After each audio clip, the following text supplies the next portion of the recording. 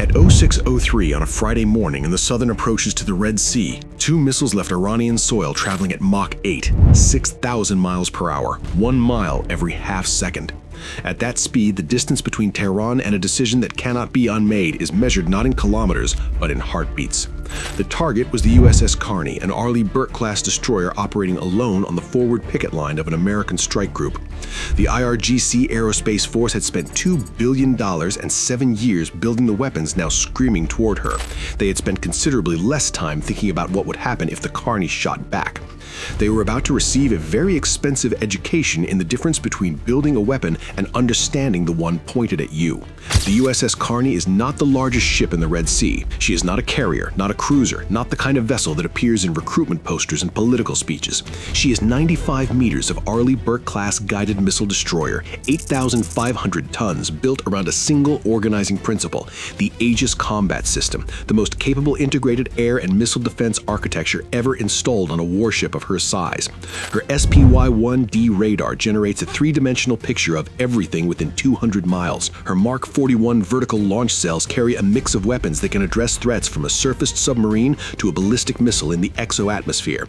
She has been in continuous service since 2009, deployed repeatedly to the world's most contested waterways, upgraded relentlessly, crewed by people who treat extraordinary circumstances as a professional baseline.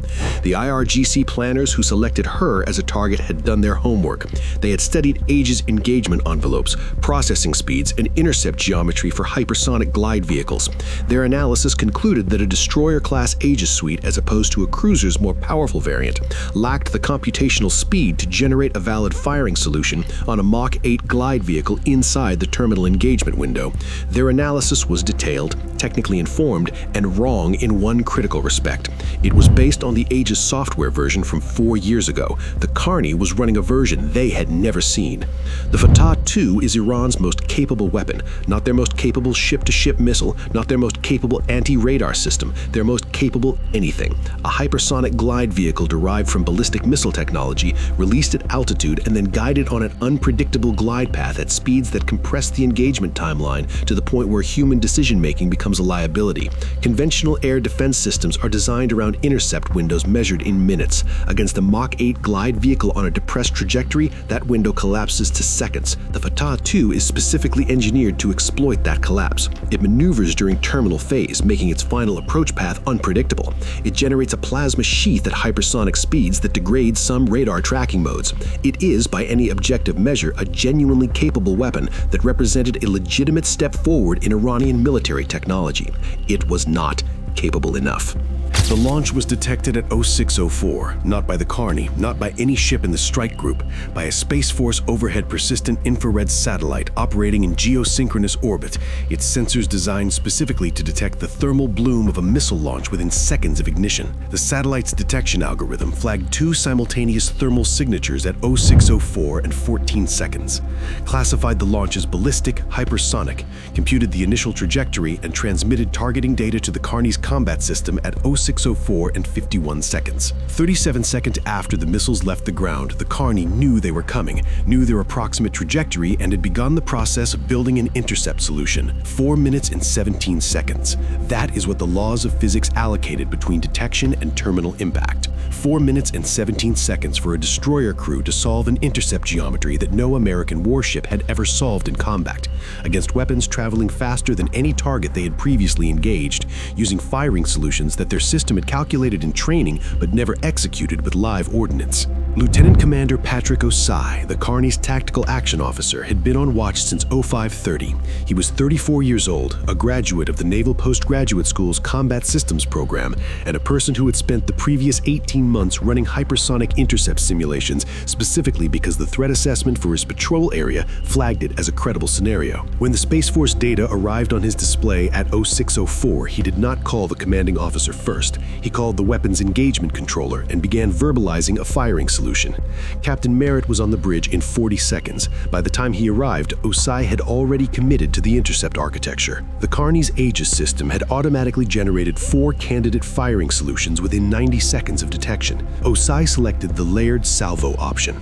4 SM-3 Block 2A interceptors for the exo-atmospheric and high-altitude engagement layer, targeting both vehicles at their highest and most predictable phase of flight.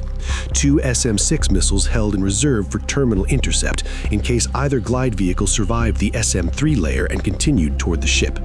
The SM-3 is not a small weapon. It is 18 feet long, weighs 1.5 tons, and carries a kinetic kill vehicle that destroys its target through direct collision at closing speeds that make explosive warheads unnecessary. It was designed for ballistic missile defense. Nobody had fired one at a hypersonic glide vehicle in actual combat. The first 2 SM-3s left their launch cells at 0607. The deck of the Carney shuddered with each ignition.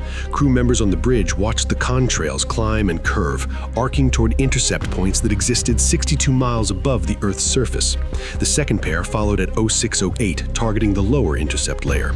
The geometry was calculated. The solutions were valid. What nobody could know until the missiles reached their aim points was whether the Fatah II's terminal maneuvering would defeat the intercept geometry in the final seconds. The first intercept occurred at 0610 and 40 seconds, 62 miles altitude. The SM-3's kill vehicle, guided by onboard sensors in the final seconds of flight, made a last course adjustment of approximately 3 meters and struck the first Fatah II directly through its midsection. At Mach 8 closing speed, the collision generated energy equivalent to a small conventional warhead. The hypersonic vehicle disintegrated.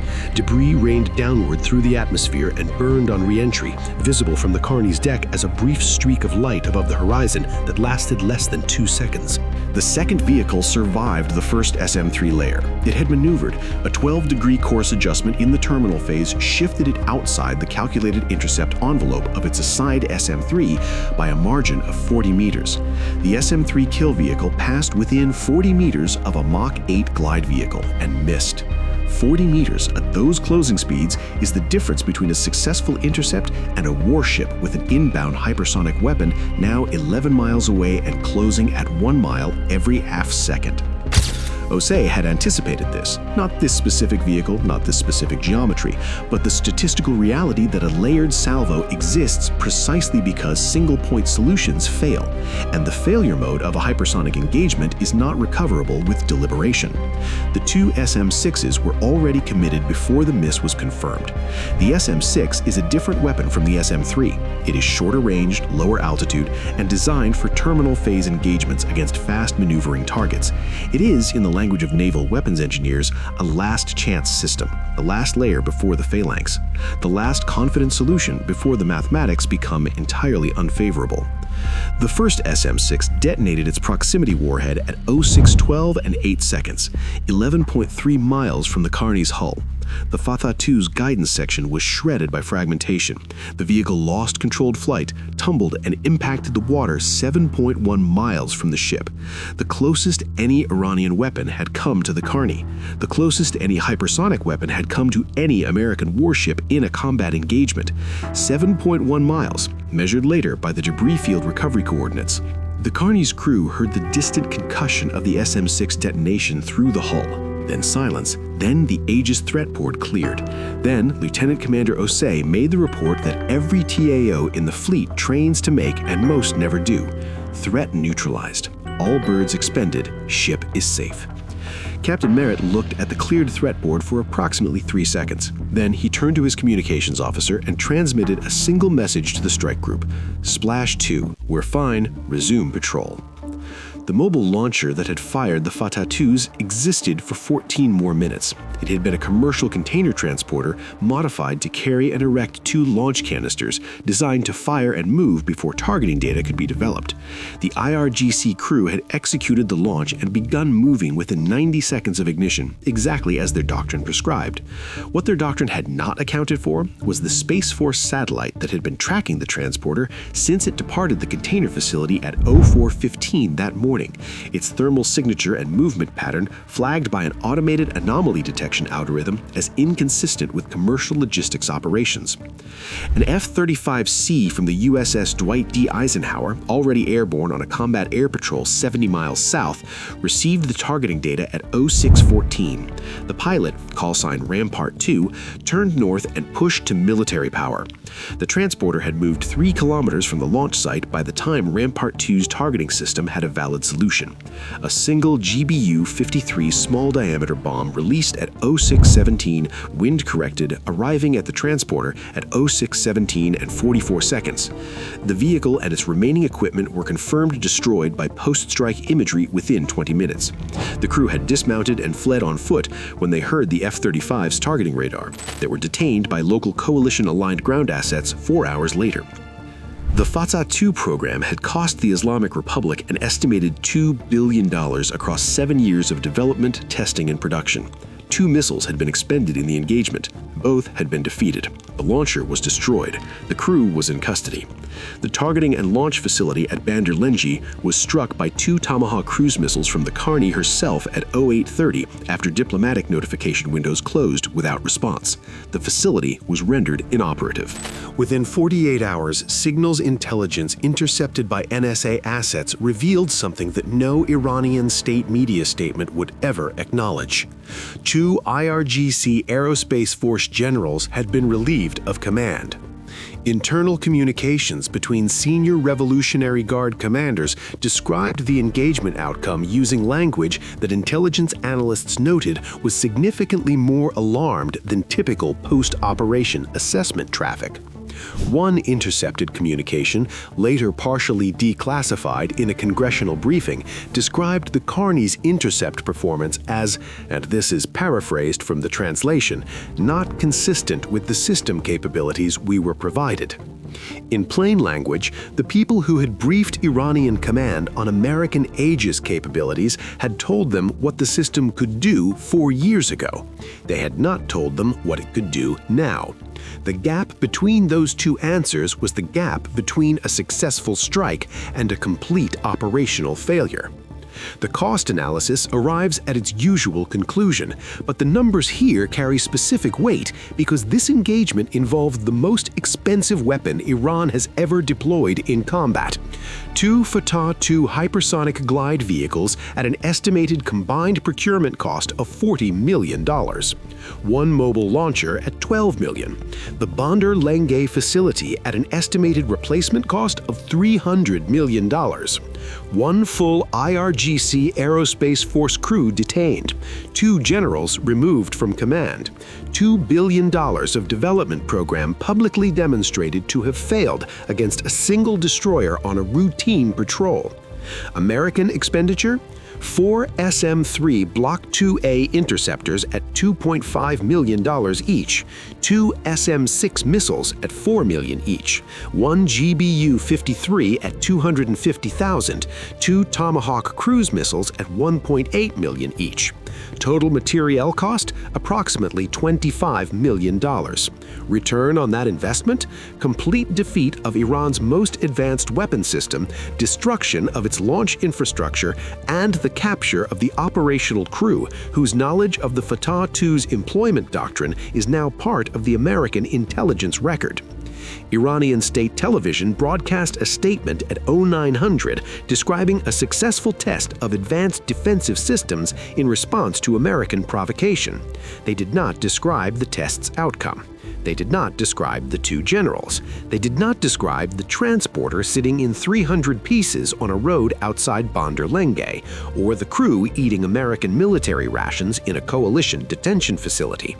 The Carney resumed her patrol at 0800, 47 minutes after the engagement ended. Her launch cells were partially depleted and would be resupplied by the strike group's logistics vessel within 24 hours. Her crew had been awake since 0500 and would serve breakfast at the normal hour. The incident was logged, reported, and filed in the combat records of a ship that had just done something no American destroyer had done before. The crew called it the Tuesday Special. It happened on a Friday.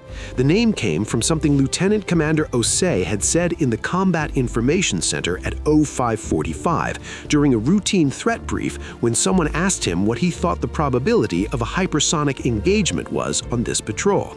He had looked at his display, looked at the threat assessment board, and said, "Probably nothing, and if something, just another Tuesday." By 0900, every ship in the Fifth Fleet had heard the nickname. By the following morning, it was in the fleet message traffic. Not officially. Officially, it was a successful Aegis hypersonic intercept engagement, documented in precise technical language in a classified after-action report that will inform American missile defense doctrine for a generation. Unofficially, it was a Tuesday, on a Friday, conducted by a crew that had trained for it, a system that had been built for it, and the tactical action officer who had spent 18 months preparing for the specific moment when the threat board showed 2 Mach 8 inbounds and someone had to decide what to do about them in the next 4 minutes and 17 seconds. Iran spent $2 billion building a weapon to defeat American naval defenses. The American naval defense had been updated since the last time Iran checked. That is not a gap in capability. That is a gap in understanding. And the difference between those two things is sitting at the bottom of the Red Sea in 2 separate debris fields 7 and 62 miles from a destroyer that never had to change course. Some weapons are built to break shields. Some shields are built to make that a very expensive experiment. On this Friday morning in the southern Red Sea, the experiment produced its result. The result is on the record.